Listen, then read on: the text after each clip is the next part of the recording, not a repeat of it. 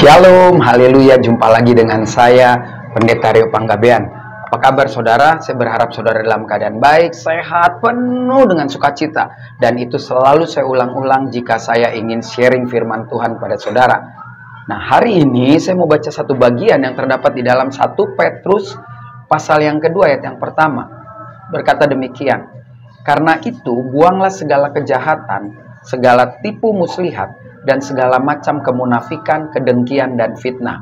Perhatikan baik-baik saudara, karena itu buanglah segala kejahatan. Kalau kita hidup di dalam Kristus, maka tentu Kristus yang kita percaya dan yang kita membiarkan atau memberikan diri kita diperintah oleh Kristus, maka tentu nggak ada kejahatan. Karena kita tahu Kristus tidak pernah membuat kejahatan. Alkitab berkata dia menjadi atau dia menerima hukuman dosa, padahal dia sendiri tidak berdosa.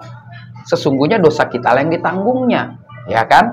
Yang kedua dikatakan segala tipu muslihat. Hello orang-orang Kristen, sudah waktunya kita berani untuk stop. Tidak mengambil keuntungan-keuntungan baik di dalam kehidupan rumah tangga, pekerjaan, sekolah, bergaul, bisnis, apapun saudara. Jangan lagi pakai tipu-tipu muslihat lah. Mari kita kerjakan aja semua dengan kebenaran, dengan dasar takut akan Tuhan. Maka waktunya saudara dan saya akan menerima berkat dari Tuhan, tidak ada yang bisa menghalangi. Lalu dikatakan segala macam kemunafikan. Munafik tahu dong, munafik sederhana aja.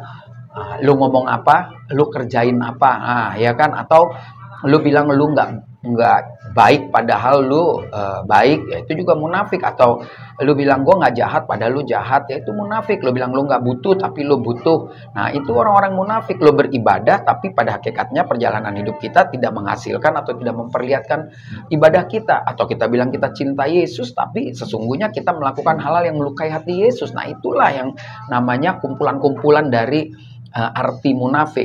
Dan kedengkian dan fitnah. Dengki, ya kan, dengki biasa temannya iri hati. Lu dengki aja, lu nggak damai sama diri sendiri. Lihat orang maju lu kesal, lihat orang susah lu injak-injak.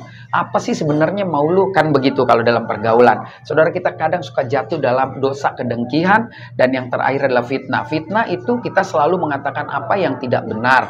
Misalkan seseorang berhasil dalam pekerjaannya, lalu kita bilang jangan-jangan piara tuyul. Seseorang dapat cewek yang cantik begitu luar biasa, lalu difitnah. Alah, itu kan cowoknya pakai dukun, itu kan cowoknya karena kaya, ceweknya kan karena anak pejabat. Padahal itu semua yang dikatakan nggak benar. Fitnah juga kadang ketika kita dalam pelayanan, kita merasa ada orang yang lebih hebat dari kita, lalu kita mulai membicarakan yang sesungguhnya tidak benar, tidak terjadi, hanya untuk menjatuhkan orang. Nah saudara, dari kumpulan tindakan-tindakan yang dilarang ini melalui kebenaran firman Tuhan yang ditulis oleh Petrus, maka saudara dan saya hari ini diingatkan oleh Tuhan. Yuk, mari kita mulai meninggalkan kejahatan. Bukan lagi menjauhkan atau menghindari, meninggalkan. Hapus di dalam pikiran kita yang namanya kejahatan, yang namanya kedengkian, yang namanya iri hati, fitnah, hal-hal yang tidak membuat Tuhan bergembira atasnya, lupakan. Seperti apa yang dikatakan Paulus, jadi akhirnya saudara-saudara, semua yang benar, semua yang mulia, semua yang adil, semua yang suci, semua yang manis, semua yang sedap didengar, semua yang disebut kebajikan dan patut dipuji, pikirkanlah semuanya itu. Lalu Paulus juga menambahkan ini kepada jemaat di Korintus, ya kan? Setelah Filipi, kita lihat di Korintus dibilang gini, biarlah engkau terus setia dalam melayani, ya kan? Karena jerih payahmu di dalam melayani Tuhan tidak menjadi sia-sia. Saya Pendeta Rio Panggabean. Sampai jumpa pada perenungan berikutnya.